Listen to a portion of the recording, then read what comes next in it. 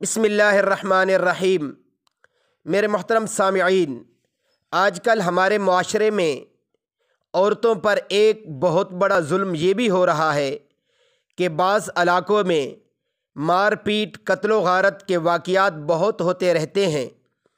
کسی آدمی کو چند آدمیوں نے مل کر قتل کر دیا، جب گرفتار ہوئے اور مقدمہ چلا تو صلح پر آمادہ ہو گئے۔ مقتول کے ورثاء نے کہا کہ اس قدر رقم دو اور 4 لڑکیوں کا نکاح ہمارے خاندان کے 4 آدمیوں سے کر دو تو صلح ہو سکتی ہے۔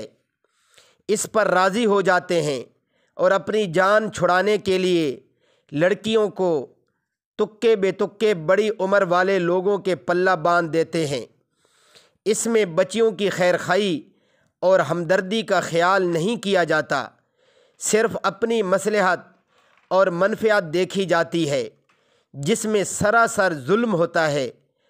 قتل تو کرے چچا اور زندگی بھر مصیبتیں بھگتے 4 بھتیجیاں، یہ کہاں کا انصاف ہے؟ میرے محترم سامعین، یہ سراسر ظلم ہے، ناانصافی ہے اور بہت بڑا گناہ ہے۔